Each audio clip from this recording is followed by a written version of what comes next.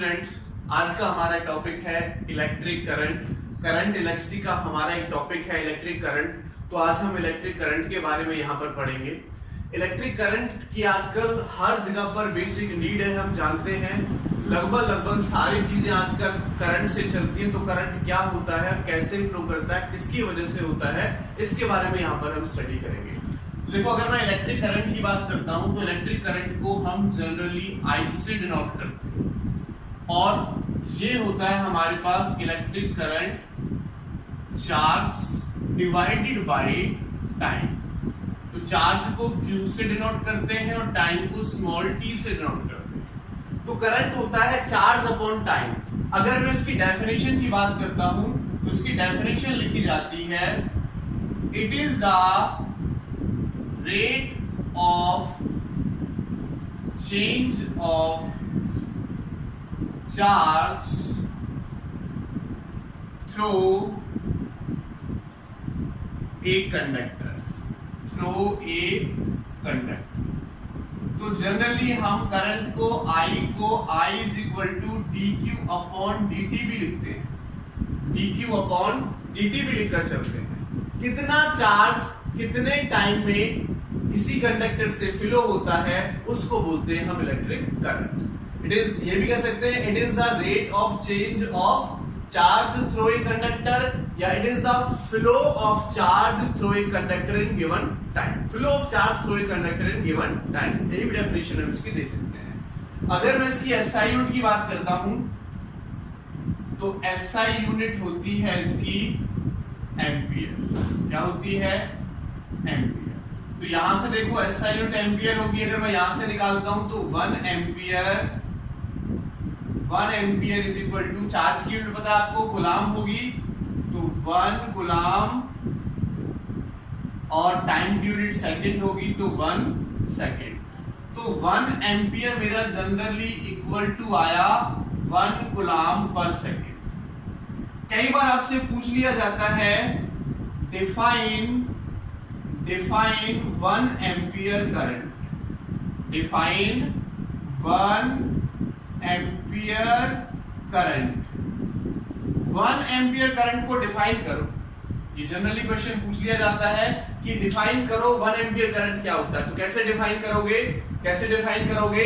If 1 coulomb charge flowing through a cross section in 1 second, then the current through the cross section is 1 ampere. दोबारा से, if 1 coulomb charge flow through a cross section in 1 second, then the current through the cross section is 1 ampere। Cross section जगह पर आप conductor भी use कर सकते हैं। तो अगर 1 कूलम चार्ज 1 सेकंड में किसी कंडक्टर से फ्लो होता है तो उसमें जो करंट होगा वो क्या बोला जाएगा? 1 एम्पियर करंट बोला जाएगा। ये तो करंट की एक सिंपल यूनिट हुई।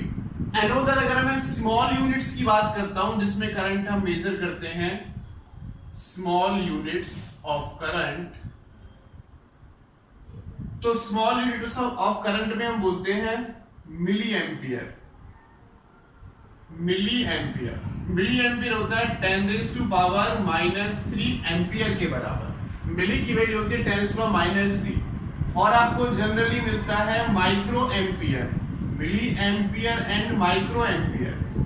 माइक्रो की वैल्यू होती है 10⁻⁻6 एम्पियर। ऐसे ही लास्ट ज्यादा से ज्यादा आपको मिल सकता है नैनो एम्पियर में, और नैनो एम्पियर की वैल्यू होती है 10⁻⁹ एम्पियर।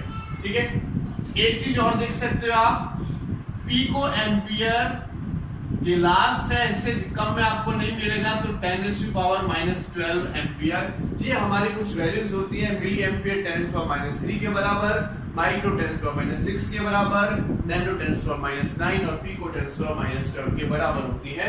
तो ये करंट की यूनिट होती है। अगर मैं बात करता हूं कि करंट को हम मेजर किस में करते हैं, ठीक है, किससे मेजर करते हैं, सॉरी, तो instrument which is used for measure the current ammeter. क्या होता है बच्चों? एमीटर। एमीटर में हम इसको मेजर करते हैं। एमीटर इंस्ट्रूमेंट होता है, जनरली एमीटर का यूज करते हैं और गैल्वेनोमीटर का भी यूज करते हैं बच्चों। गैल्वेनोमीटर, आप कहेंगे सर एमीटर में और गैल्वेनोमीटर में क्या डिफरेंस है? एमीटर मेरा एम्पियर में जो भी करंट होगा उसको मेजर करेगा, और गैल्वेनोमीटर अगर मेरा मिली एम्पियर में है, माइक्रो एम्पियर में, उसको भी मेजर कर देता है। वेरी स्मॉल करंट को भी गैल्वेनोमीटर मेजर कर सकता है, और एमीटर मेरा थोड़े से बड़े करंट को मेजर करेगा। जैसे फॉर एग्जांपल, अगर मुझे 1 किलो चीनी तोलनी है तो मैं 100 ग्राम के 10 बट रखने की जगह पर सीधा 1 किलोग्राम का रखूंगा। तो अगर स्मॉल मेजर करना तो ग्राम के बट रखेंगे, और अगर हमें लार्ज मेजर करना हो तो किलोग्राम के बट रखेंगे। तो ऐसे ही हमें अगर लार्ज करंट मेजर करना तो एमीटर का यूज, स्मॉल करंट मेजर करना हो तो गैल्वेनोमीटर का हम यूज करते हैं, और इन दोनों को हम सीरीज में कनेक्ट करते हैं। ठीक है, कनेक्टेड इन सीरीज, दोनों को सर्किट में सीरीज के साथ कनेक्ट करते हैं। सीरीज में कैसे?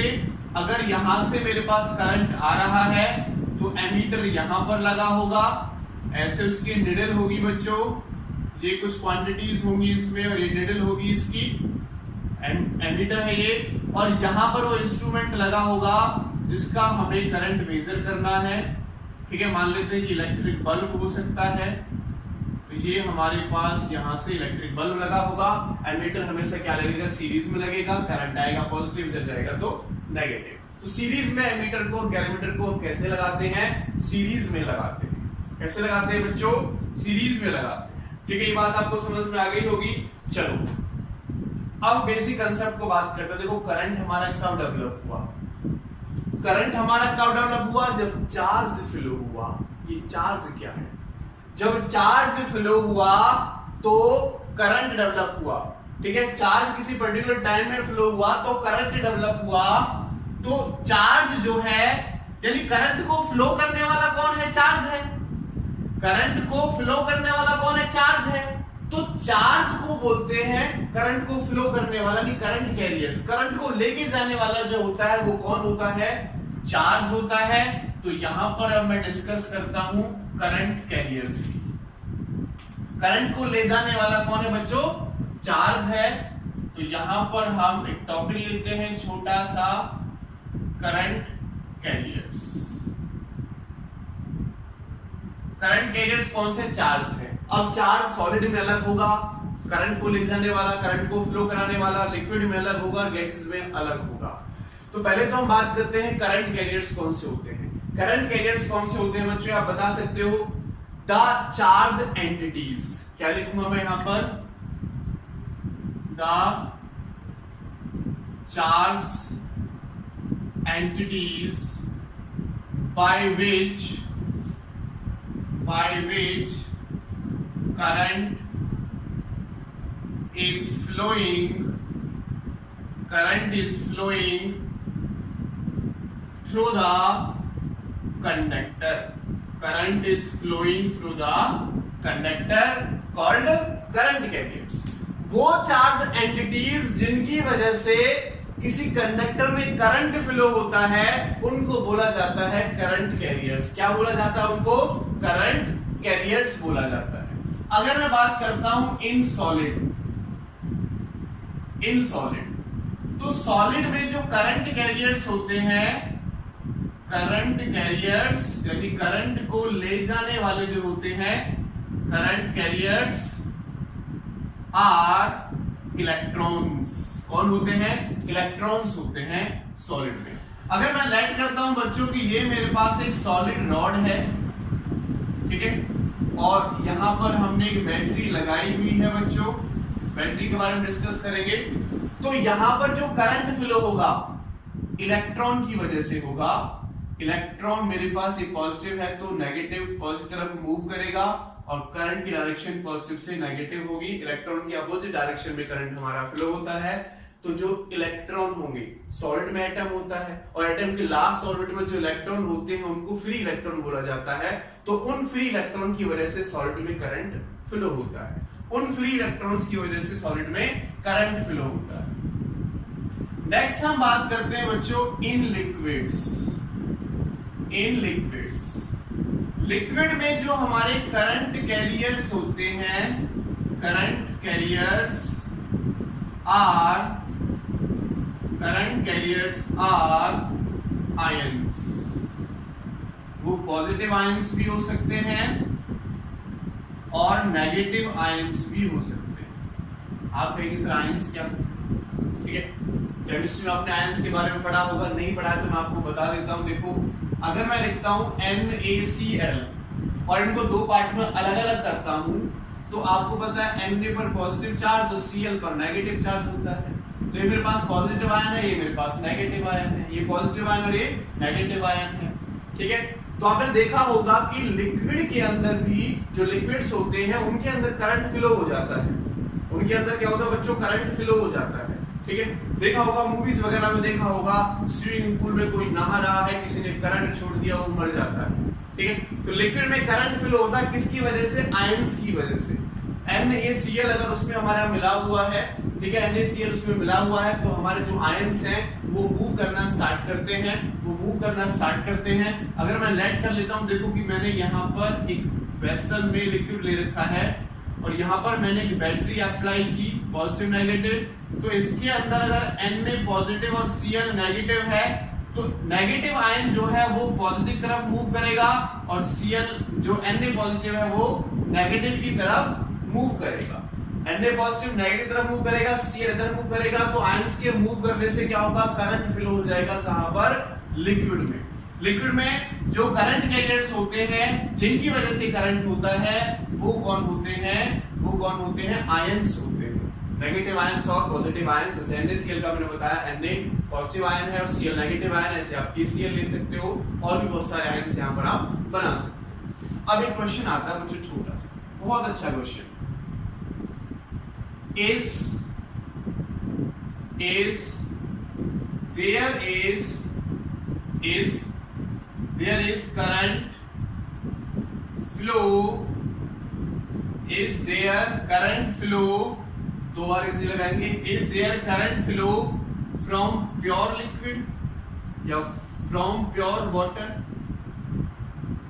क्या प्योर वाटर से करंट फ्लो होगा?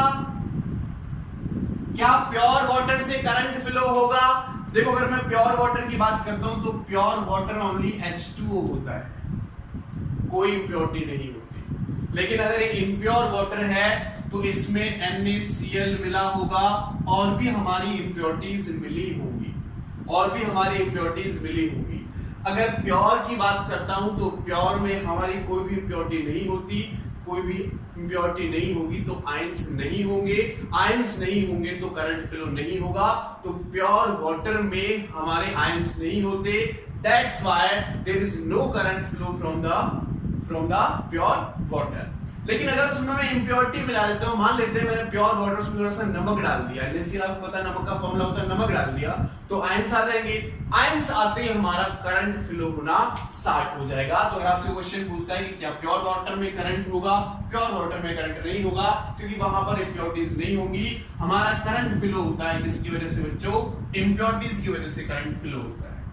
अब मैं लेकर चलता हूं थर्ड पार्ट, इन गैसेस। जो अगर मैं गैसेस की बात करता हूं तो समटाइम्स गैसेस में करंट फ्लो हो जाता है, समटाइम्स नहीं होता है। अगर मैं गैस को एक्साइटेड स्टेट में लेकर जाता हूं तो करंट फ्लो हो जाता है। तो इसमें जो हमारे करंट कैरियर्स होते हैं गैसेस में, अगर मैं एक्साइटेड लेवल लेके गया हूं तब जो करंट कैरियर्स होते हैं वो इलेक्ट्रॉन्स भी हो सकते हैं और बच्चों आयंस भी हो सकते हैं। इन दोनों की वजह से गैसेस में मेरा करंट फ्लो होना स्टार्ट हो जाएगा। इन दोनों की वजह से क्या होगा बच्चों? हमारा करंट फ्लो होगा। क्लियर है बच्चों? तो बात आपको समझ में आ गई होगी है। चलो नेक्स्ट पॉइंट की तरफ आपको लेकर चलते हैं, इसको रब कर देते हैं और नेक्स्ट पॉइंट की तरफ हम आपको लेकर चलते हैं। Next part, current rule. मैं यहां पर आपको करा रहा हूं करंट रूल। बड़े लेवल पर आप पढ़ते हो किरचॉफ्स फर्स्ट रूल होता है, ये किरचॉफ साइंटिस्ट था तो किरचॉफ्स फर्स्ट रूल होता है, इसको करंट रूल भी बोला जाता है। ये क्या कहता है बच्चों? ये total current total current at a junction is 0। किसी जंक्शन पर टोटल करंट 0 होगा। देखो अगर मैं सिंपली बात करता हूं, मान लेते हैं कि ये मेरे पास एक रास्ता है और यहां से पाइप, मान सकते हैं पाइप है और यहां से मेरा वाटर आ रहा है। अब इसको यहां से दो रास्ते मिले बच्चों, एक रास्ता इधर जा रहा है, एक रास्ता इधर जा रहा है, तो क्या होगा, कुछ वाटर इधर चला जाएगा और कुछ वाटर इधर चला जाएगा, ऐसे तो होगा। लेकिन अगर मैं यहां पर बात करूं, ये जंक्शन वाला पॉइंट हो गया, तो क्या यहां पे पानी होगा? आप कहेंगे सर पानी होगा, ठीक है। लेकिन देखो जितना पानी आ रहा है उतना पानी जा भी रहा है, तो टोटल क्या हो जाएगा? 0। जितना पानी यहां आया कुछ इधर चला गया, कुछ इधर चला गया, टोटल पानी यहां पर कितना है? 0 है। तो ऐसे ही अगर मैं करंट की बात करता हूं कि एक वायर मेरा ये है और एक वायर से मेरे पास दो वायर कनेक्ट है, मान लेते हैं I करंट आया, I1 करंट इधर चला गया और I2 करंट इधर चला गया, तो इस वाले जंक्शन पॉइंट पर, इस वाले जंक्शन पर टोटल करंट क्या होगा? 0 होगा। ये हमारा करंट रूल कहता है, क्योंकि जितना करंट आया तो उतना करंट चला गया, तो टोटल करंट क्या होगा? हमारा 0 होगा। टोटल करंट क्या होगा बच्चों? 0 होगा। तो आने वाले करंट I और जाने वाले करंट के इक्वल हो जाएगा I1 plus I2, I is equal to I1 plus I2। Clear है? Total current at a junction is 0। तो यहां पर हम एक छोटा सा क्वेश्चन भी कर सकते हैं बच्चों, इसको लेके एक छोटा सा क्वेश्चन भी कर सकते हैं। एक क्वेश्चन हमें गिवन है कि कुछ वायर्स हमें दे रखे हैं इस टाइप से, यहां से 10 एम्पियर करंट आता है, यहां से 5 एम्पियर करंट आता है, यहां से 5 एम्पियर करंट जाता है, यहां से 2 एम्पियर करंट जाता है और यहां से कोई I करंट जा रहा है। कितना करंट जा रहा है? I करंट जा रहा है। तो हमारा आपसे क्वेश्चन है, find the value of I। इस I की वैल्यू कितनी होगी बच्चों? बहुत सिंपल सा क्वेश्चन है। इस I की वैल्यू कितनी होगी वो आपको निकालना है।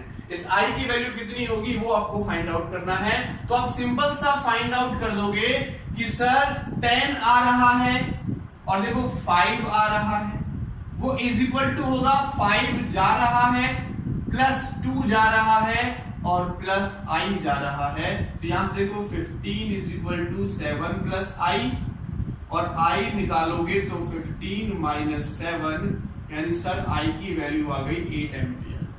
ठीक है, सिंपल सा क्वेश्चन है। 8 एम्पियर हमारे पास I की वैल्यू निकलकर आ गई। कितनी वैल्यू निकलकर आई? 8 एम्पियर यहां से हमारे पास I की वैल्यू निकलकर आई। तो जितना करंट आएगा इस पॉइंट पर उतना करंट हमारा यहां से चला भी जाएगा। तो जंक्शन का रूल लगाकर हम इसको सॉल्व कर सकते हैं बच्चों। जंक्शन रूल लगाकर हम इस क्वेश्चन को सॉल्व कर सकते हैं। तो बच्चों क्लियर हो गया होगा, आपको क्लियर हो गया होगा ये पॉइंट। चलो अब बात करते हैं कि जो करंट है वो कैसी क्वांटिटी है। करंट कैसी क्वांटिटी है? करंट हमारे पास, करंट की डायरेक्शन होती है पॉजिटिव से नेगेटिव, लेकिन करंट कैसी क्वांटिटी है? स्केलर क्वांटिटी है। Current is a scalar quantity, scalar quantity, क्योंकि इसकी डायरेक्शन फिक्स नहीं है। अगर मैंने एक बैटरी ली और इस बैटरी से मान लेते हैं कि मैंने एक वायर ऐसे जोड़ा, तो देखो ऐसे घूम रहा है, यहां डायरेक्शन अलग है, यहां डायरेक्शन अलग है, यहां डायरेक्शन अलग है। लेकिन अगर इसी वायर को मैं इस फॉर्म में लिख दूं तो यहाँ की डायरेक्शन ये हो जाएगी, यहाँ की डायरेक्शन ये हो जाएगी, यहाँ की डायरेक्शन ये हो जाएगी। लेकिन अगर बच्चों मैं इसी वायर को ट्रायंगल की फॉर्म में लिख दूं मान लो ऐसे, तो डायरेक्शन अलग हो जाएगी। तो करंट की डायरेक्शन फिक्स नहीं है। या फिर मैं बड़े लेवल पर ये बोलूं कि ये हमारा वेक्टर रूल को फॉलो नहीं करता। इसलिए करंट कैसी क्वांटिटी है बच्चों? स्केलर क्वांटिटी है। करंट कैसी क्वांटिटी है बच्चों? स्केलर क्वांटिटी है। कैसी क्वांटिटी है करंट? स्केलर क्वांटिटी है। चलो करंट के बेस पे कुछ न्यूमेरिकल्स हम करते हैं बच्चों, कुछ न्यूमेरिकल्स लेते हैं। तो सबसे पहले मैं लेता हूं question number first. Question number first हमारा क्या कहता है? A current of 2 ampere, a current of 2 ampere is flowing in a metallic wire in a metallic wire, a current of 2 ampere is flowing in a metallic wire for 1 minute. For 1 minute. Find the charge flow through the wire. Charge flow through the wire. Wire से कितना charge flow हुआ वो आपको निकालना है। 2 ampere current flow होता है एक मेटेलिक वायर में से, तो कितना चार्ज उससे फ्लो होगा वो आपको निकालना है। कैसे निकालोगे? ये क्या रखा है बच्चों में, आई की वैल्यू दे रखी है 2 एम्पियर, टाइम गिवन है कितना बच्चों 1 मिनट। 1 मिनट का मतलब क्या है बच्चों 60 सेकेंड। क्या निकालना है हमें? चार्ज निकालना है। चार्ज को किससे डिनोट करते हैं? क्यू से। इसका मतलब क्यू निकालना है। आपको पता है I इज इक्वल टू होता है Q बाई टी, और अगर आप Q निकालोगे तो क्या हो जाएगा I इंटू टी, और I की वैल्यू कितनी है बच्चों 2 एम्पियर, और टाइम की वैल्यू कितनी है 60, तो Q की वैल्यू आ गई 120 कूलम। तो ये मेरे पास बच्चों इस क्वेश्चन का आंसर हो जाएगा।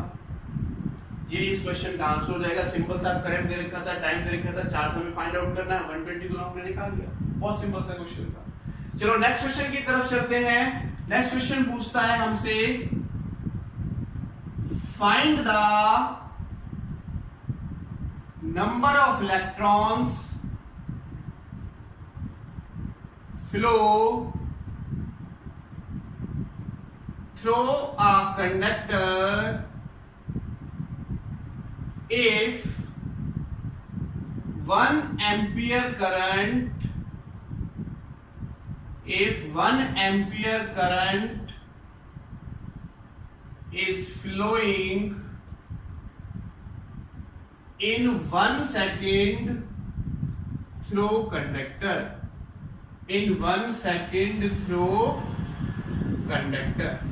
कंडक्टर से 1 एम्पियर करंट 1 सेकंड में फ्लो होता है, तो कितने नंबर ऑफ इलेक्ट्रॉन्स उससे फ्लो होंगे ये आपको फाइंड आउट करना है।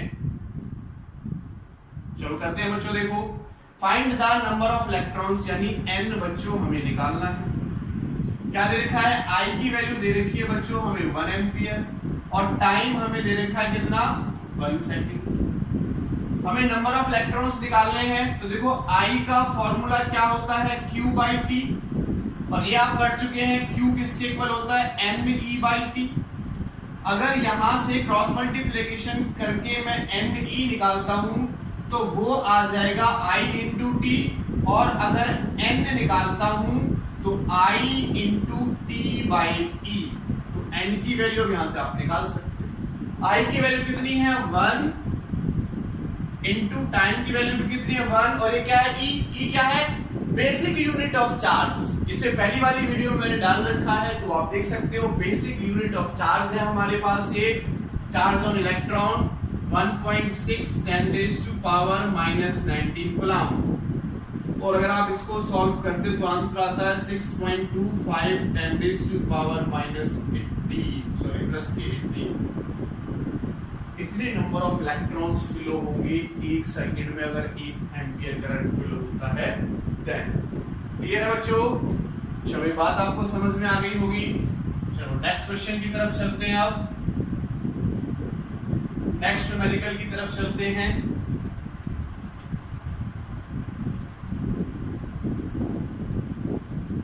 नेक्स्ट क्वेश्चन देखते हैं क्या क्वेश्चन करता है हमारा ये। What is the current through a conductor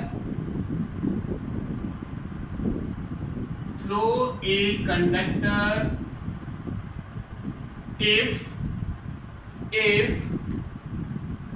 1 million electrons are flowing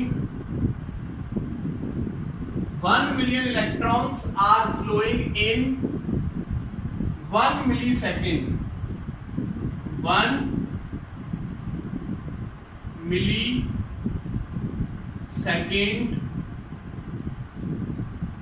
through the conductor, through the conductor. तो ये क्वेश्चन हमसे करता है बच्चों, क्या दे रखा है, क्या निकालना है, सबसे पहले उस पर कंसंट्रेट करेंगे। तो देखो मुझे दे रखा है 1 मिलियन इलेक्ट्रॉन, यानी नंबर ऑफ इलेक्ट्रॉन दे रखे हैं 1 मिलियन, और 1 मिलियन का मतलब 10⁻⁶ इलेक्ट्रॉन गिवन है। 1 मिलियन कितना होता है, 10⁻⁶ के बराबर होता है। नेक्स्ट मुझे गिवन है टाइम 1 मिली सेकेंड, 1 मिली सेकेंड, और 1 मिली सेकेंड होता है 10⁻³ सेकेंड के बराबर। 1 मिली सेकेंड होता है 10⁻³ सेकेंड के बराबर। तो हमें क्या निकालना है, करंट निकालना है। तो देखो करंट निकालने का फॉर्मूला क्या है बच्चों, Q/T। Q किसके इक्वल होता है, Ne/T। 1 चार्ज से Q किसके इक्वल होता है, Ne/T।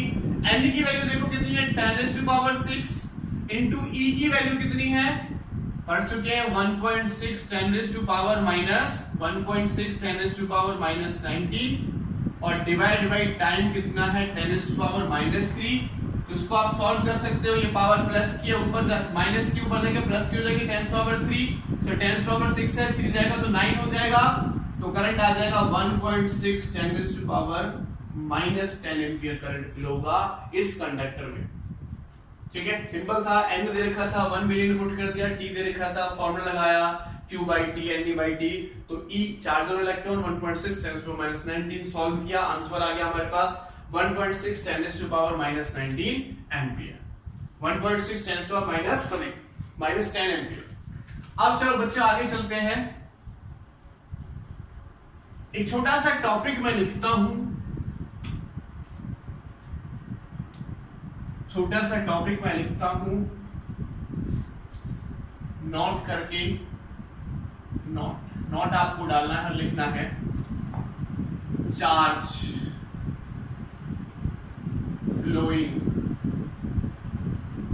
Charge flowing through a conductor is equal to area of current time graph, current time graph। अगर आपको करंट टाइम ग्राफ दे रखा है, इधर हमारे पास टाइम है बच्चों और इधर हमारे पास करंट है, और ये कोई ग्राफ आपको दे रखा है, करंट को I से शो करते हैं, ये कोई ग्राफ आपको दे रखा है, कोई भी ग्राफ, जनरल ग्राफ जो भी हम लेकर चलेंगे। तो अगर वहां से हमें चार्ज निकालना है, क्या निकालना है, चार्ज निकालना है, तो charge flowing through a conductor is equal to होगा एरिया ऑफ IT ग्राफ, या मैं ये भी लिख सकता हूं area under current time graph.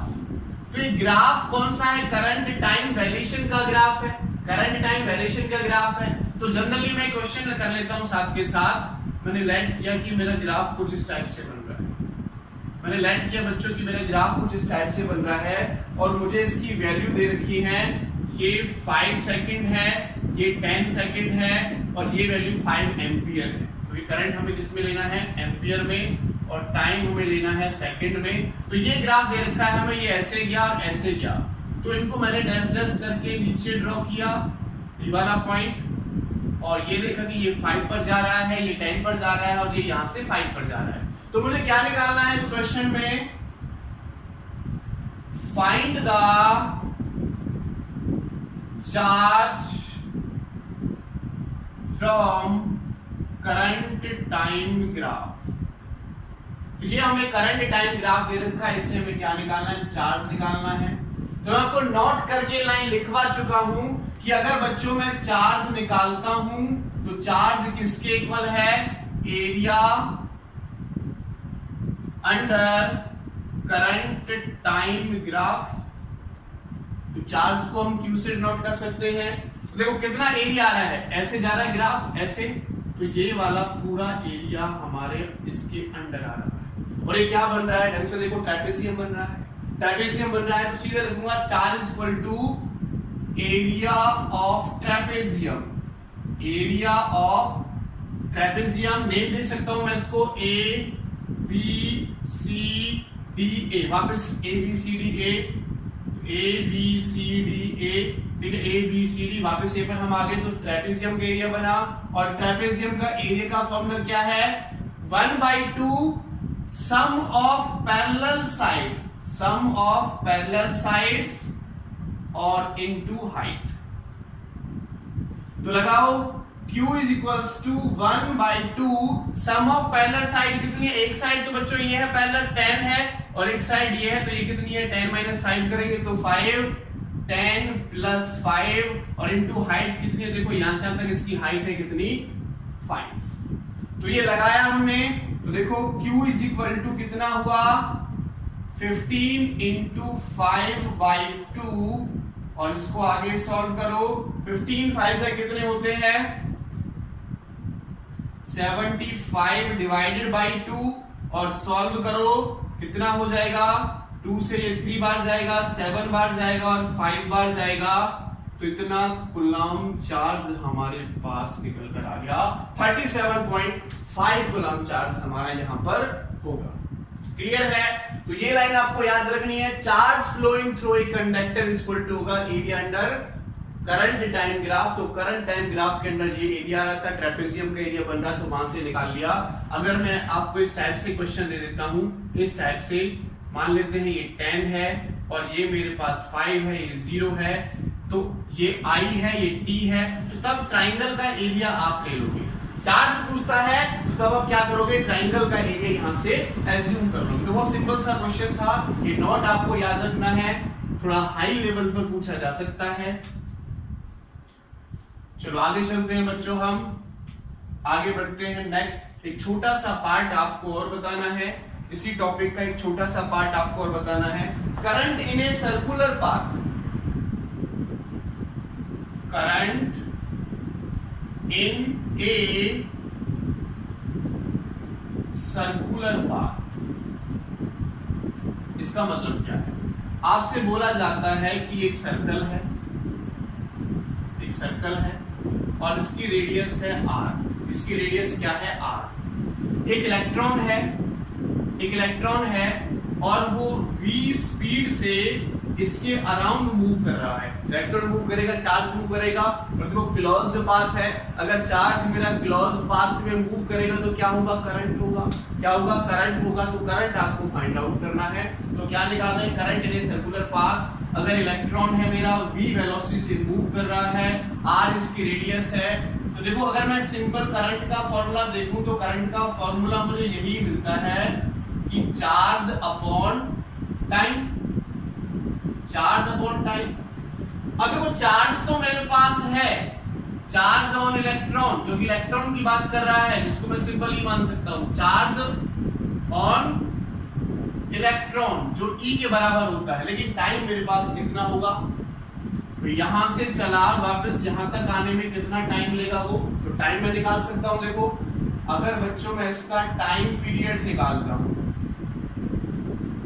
तो क्या हो जाएगा? Distance upon velocity. Total distance कितना होगा? सरकमफेरेंस 2πr और वेलोसिटी कितनी है? स्पीड कितनी है? v हमें दे रखी है। अच्छा आपने एक चीज और पढ़ी होगी बच्चों, फ्रीक्वेंसी याद हो, टाइम का इनवर्सली प्रोपोर्शनल होती है फ्रीक्वेंसी, जिसको सिंपल हम f से या q से डिनोट करते हैं, सिंपल से q से। तो टाइम के इनवर्सली प्रोपोर्शनल होती है और होती क्या है? नंबर ऑफ रिवॉल्यूशन या रोटेशन भी कह सकते हैं पर यूनिट टाइम, या पर सेकंड क्यों बोला जाता है? Number of revolution per unit time या पर सेकंड, ये फ्रीक्वेंसी होती है। तो देखो करंट मेरा किसके इक्वल है बच्चों? Q/T के इक्वल, Q/T के इक्वल, ठीक है। और देखो ये क्या हो जाएगा? मैं लिख सकता हूं Q × 1/T और 1/T किसके इक्वल है? फ्रीक्वेंसी के इक्वल। तो frequency is equal to 1/T और इसको उल्टा करूंगा तो क्या हो जाएगा? V/2πr, V/2πr। तो ये भी लिखा जा सकता है, देखो कि करंट मेरा बना Q इंटू फ्रीक्वेंसी के इक्वल, चार्ज इंटू फ्रीक्वेंसी के इक्वल। सिंपल सा फॉर्मूला समझे, चार्ज अपॉन टाइम मैंने लिखा, टाइम निकाला मैंने 1 अपॉन, देखो 1 अपॉन टी हो रहा है तो 1 अपॉन टी फ्रीक्वेंसी के बराबर है, तो फ्रीक्वेंसी, तो 1 अपॉन टी की वैल्यू मैंने फ्रीक्वेंसी लिखी, तो मेरे पास करंट का एक फॉर्मूला और बन गया simple, charge into frequency. Charge upon time पहले से ही था, चार्ज इंटू फ्रीक्वेंसी भी बन गया, फ्रीक्वेंसी की वैल्यू भी मेरे पास है, तो मैं सिंपल कह सकता हूं कि टाइम का एक फॉर्मूला मेरे पास बनेगा Q यानी चार्ज इंटू फ्रीक्वेंसी की वैल्यू कितनी है बच्चों, V/2πr। और अगर इलेक्ट्रॉन फ्लो हो रहा है चार्ज की जगह पर तो क्या हो जाएगा, eV/2πr। तो ये फॉर्मूला हम यहां पर लगा सकते हैं बच्चों, ये फॉर्मूला हम यहां पर लगा सकते हैं। चलो एक न्यूमेरिकल देख लेते हैं लास्ट इस पर, फिर इस टॉपिक को फिनिश करते हैं। एक लास्ट न्यूमेरिकल देख लेते हैं, फॉर्मूले मैंने नीचे लिख दिए हैं, न्यूमेरिकल मैं ऊपर लिख देता हूं। न्यूमेरिकल क्या है बच्चों, देखो क्वेश्चन दे रखा है हमें, in an atom electron revolve around a nucleus. एक एटम है, एटम के अंदर न्यूक्लियस होगा, न्यूक्लियस के अराउंड मान लेते हैं ये न्यूक्लियस है, और इस न्यूक्लियस के अराउंड इलेक्ट्रॉन रिवॉल्व कर रहा है, around the nucleus in a circular orbit revolve करेगा एट द रेट